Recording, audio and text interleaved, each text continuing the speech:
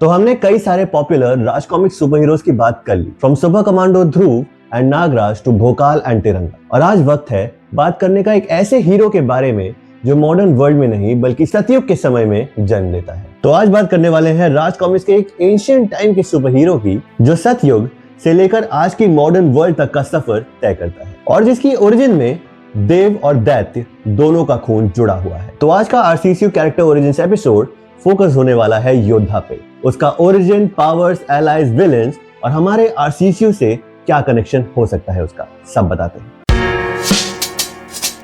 कहानी शुरू होती है उस वक्त से जब स्वर्ग की भी नींव नहीं रखी गई थी, जब देवलोक का दरवाजा भी नहीं बना था। महर्षि कश्यप हिंदू माइथोलॉजी का वो नाम जिन्होंने देवता, दैत्य, नाग सभी वंशों को जन्म दिया। उनकी कुल 11 पत्नियां थीं, पर उनमें से 2 बहुत ज्यादा इम्पोर्टेंट थीं, अदिति और दिति। जहाँ अदिति से जन्मे आदित्य देवताओं के वंश, वहीं दिति से जन्मे दैत्य जो स्वर्ग को चुनौती देना चाहते थे। एक दिन कश्यप अपने ध्यान में एक अजीब सा दृश्य देखते हैं। उन्हें एक वीर नजर आता है जो समय की सभी सीमाएं तोड़ के खड़ा है और वो उनसे कहता है, मुझे जन्म दो, मुझे सृष्टि में आने दो, क्योंकि मैं ही हूँ वो योद्धा जो दुनिया को बदलेगा। ये सिर्फ एक सपना नहीं था, ये भविष्य की पुकार थी। यहाँ महर्षि कश्यप ये समझ जाते हैं कि इस योद्धा का जन्म किसी आम तरीके से बिल्कुल नहीं हो सकता। वो देवताओं के गुरु बृहस्पति के पास जाते हैं और ये दोनों महागुरु मिलकर एक श्रेष्ठ बीज बनाते हैं, एक ऐसा दिव्य बीज जो अगर किसी स्त्री के गर्भ में स्थापित हो जाए तो उससे जन्म लेगा शिरोमणि योद्धा। महर्षि कश्यप का इरादा साफ होता है कि इस बीज को अदिति के गर्भ में डालना है ताकि उससे ये योद्धा पैदा हो सके और वो देवलोक की रक्षा कर सके। पर ये सब इतना आसान बिल्कुल नहीं होने वाला था, क्योंकि यहाँ से कहानी में आ जाता है एक बड़ा सा ट्विस्ट। जब गुरु बृहस्पति ध्यान की अवस्था में बैठकर श्रेष्ठ बीज को अदिति के गर्भ की तरफ स्थापित करने लगते हैं, वहीं दिति जो दैत्यों और देवताओं के बीच में भेदभाव फील करती है, वो एक चाल चलती है। ध्यान के इस पवित्र क्षण में वो कुछ ऐसा करती है कि बीज का रास्ता मुड़ जाता है। बीज अदिति के गर्भ में नहीं बल्कि दिति के गर्भ में स्थापित हो जाता है। जो शिरोमणि देव पुत्र होना था वो अब दैत्य वंश में जन्म लेगा। ये बच्चा कहलाता है दिति पुत्र योद्धा। और इस एक पल में सिर्फ एक जन नहीं बदला बल्कि पूरी सृष्टि का बैलेंस बिगड़ गया। जो सिर्फ देवताओं का रक्षक होना था, अब देव और दैत्य दोनों के बीच एक सवाल बन के खड़ा था। जब योद्धा दिति के गर्भ से जन्म लेता है तो पूरे दैत्यों के महल में एक असाधारण से शिशु की किलकारी गूंजती है, पर ये बाकी सारे दैत्य बच्चों से बहुत ज्यादा अलग है और बहुत ज्यादा शक्तिशाली भी, क्योंकि इसके अंदर एक दिव्य श्रेष्ठ बीज की शक्तियां हैं। लेकिन महर्षि कश्यप ये जानते हैं कि जहां से ये बीज जन्मा है या आया है, उसका धर्म सिर्फ अंधकार में नहीं हो सकता, और इसीलिए योद्धा कहीं ना कहीं एक डुअल पर्सनैलिटी या आइडेंटिटी के साथ जीता है। जहां दिति उसकी माँ थी, उसकी जननी जिसने उसको जन्म दिया, वहीं अदिति थी उसकी धर्म माता, जिसके लिए वो शुरू से ही लिखा गया था। और योद्धा इन दोनों को ही अपनी माँ की तरह ही मानता है, क्योंकि एक से उसका तन जुड़ा है तो दूसरी से उसका धर्म। और इसी वजह से योद्धा की स्टोरीज में उसके अंदर हमेशा से एक कॉन्फ्लिक्ट सा रहता है। क्या वो एक दैत्य है, देवताओं का सिपाही है, या कुछ और है, या एक नया तराजू जो धर्म और अधर्म को एक नया मतलब देगा। जैसे जैसे योद्धा बड़ा होता है, उसके अंदर की शक्ति जागनी शुरू हो जाती है। एक दिन गुरु बृहस्पति उसे ले जाते हैं एक रहस्यमयी तालाब के पास, क्योंकि ये कोई आम तालाब नहीं है। ये एक ऐसी जगह है जिसके जल के नीचे छुपा हुआ है योद्धा की किस्मत से जुड़ा हुआ एक शस्त्र, ढक मांगन। गुरु योद्धा से कहते हैं, हर महावीर का एक ऐसा शस्त्र होता है जो सिर्फ उसकी आत्मा को पहचानता है। अगर तू सच्चा शिरोमणि योद्धा है तो ये शस्त्र तुम्हें जरूर चुनेगा। योद्धा उस तालाब में उतरता है। गहरा पानी, अंधेरा और अनजानी शक्तियों का भार। नीचे से एक प्रकाश फूटता है और उसके हाथ में आ जाता है ढक मांगन, शील्ड, बो और हैमर का अल्टीमेट कॉम्बिनेशन, जो राज कॉमिक्स के लोर में मल्टीपर्पस डिवाइन वेपन माना जाता है। उस पल के बाद योद्धा के लिए युद्ध सिर्फ काम नहीं, धर्म बन जाता है। वो अपने हथियार से बड़े बड़े अपराधियों को सजा देता है और अत्याचारियों का विनाश कर देता है। अब योद्धा सिर्फ देव पुत्र या दैत्य पुत्र नहीं बल्कि धर्म का ही एक नया रूप बन जाता है। सतयुग में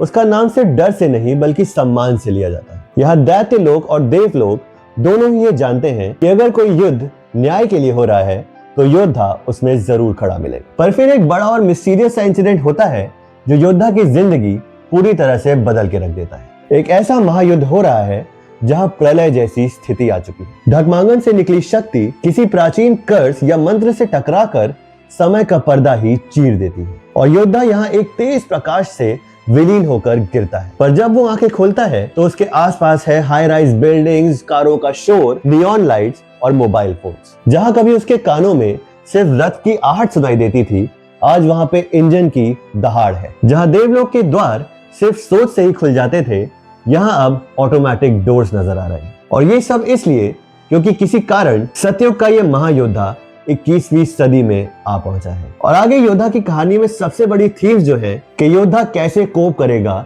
इस नई दुनिया से। उसको समझना है कि इस दुनिया का धर्म अधर्म का बैलेंस या इक्वेशन कैसी है, और सबसे बड़ा कि उसे खुद अपने ओरिजिन या पर्पस को एक्सप्लोर करना है। अब आगे बात करते हैं योद्धा के एलाइज की, और उसके एलाइज मेनली उसके close friends, law side support और कुछ ग्रे शेड कैरेक्टर्स भी हैं। और कभी कभी टीम अप्स में वो अलग राज कॉमिक्स के कैरेक्टर से भी मिलता है। तो सबसे पहले बात कर लेते हैं कोर एलाइज की। तो यहाँ आ जाता है तपराज, योद्धा का सबसे करीबी दोस्त, योगी ऑफ हाईएस्ट कैलिबर। नेक्स्ट है देव शिरोमणि, जो उसके रियल फादर हैं, एक भगवान। लास्टली कोर एलाइज में आ जाते हैं इंस्पेक्टर भरत, राजनगर के पुलिस इंस्पेक्टर, जो योद्धा को मॉडर्न वर्ल्ड को समझने में हेल्प करते हैं। और फिर बात कर लेते हैं कुछ कॉम्प्लिकेटेड रिलेशनशिप्स की। तो यहाँ पहला नाम आएगा मैडम एक्स का, जो इंडियन इंटेलिजेंस की सीक्रेट एजेंट है और योद्धा की पहले दोस्त भी थी, पर बाद में वो गवर्नमेंट और लॉ के अगेंस्ट ही काम करने लगती है, जो कभी उसे योद्धा का एलाय बनाता है और कभी दुश्मन। नेक्स्ट यहाँ आ जाती है स्नेहा, वो है मैडम एक्स की बहन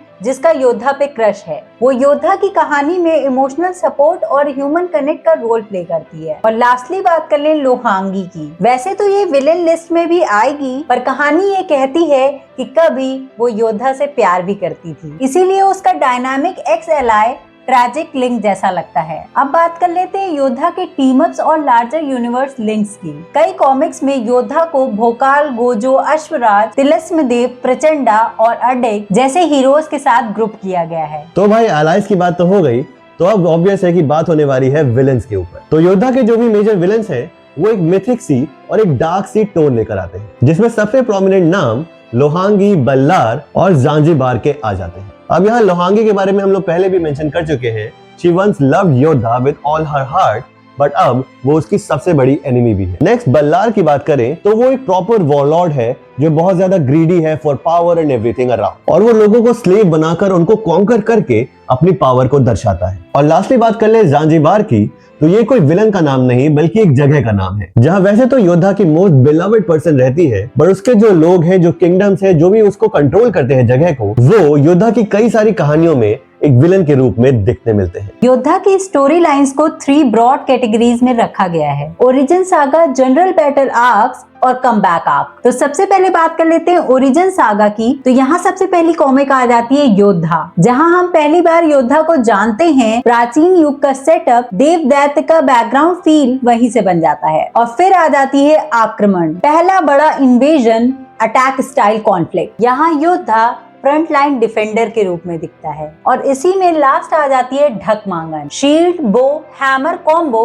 का माइथोस यही लॉक होता है। अब आ जाते हैं जनरल बैटल आर्क्स पर। तो यहाँ पहली कॉमिक्स है महाशत्रु, एक बड़े डेंजरस विलेन के साथ एक फ्लैगशिप क्लैश। नेक्स्ट आ जाती है हथियार उठा लो। यहाँ योद्धा दबाव के खिलाफ वेपन्स उठाने को इंस्पायर करता है। और इसमें लास्ट आ जाती है क्रोधी, गुस्से से भरा हुआ योद्धा। अब लास्टली इसमें बात कर लेते हैं कमबैक आर्क की। तो यहाँ 2 कॉमिक्स है। सबसे पहली है आरंभ, जहाँ 13 साल के बाद योद्धा का कमबैक हुआ था। और युगांधर में हम लोग को मल्टी हीरो कॉन्सेप्ट देखने को मिलता है। अब फाइनली बात कर लेते हैं गाइस योद्धा का connection with our own RCCU universe। तो हमारे RCCU चैप्टर 2 में कई नए हीरो सामने आएंगे, जिसमें हम पहले ही भेड़िया, भोकाल और इंस्पेक्टर स्टील की भी बात कर चुके हैं। पर उसमें जो मेजर थीम है, उसमें सबसे बड़ा कहीं ना कहीं रोल हो सकता है योद्धा का, क्योंकि उस दुनिया में योद्धा एक लौता ऐसा होने वाला है जो सब कुछ समझता है। जब पुराने युग के अंधेरे दोबारा उभरने लगते हैं, तब योद्धा सामने आता है।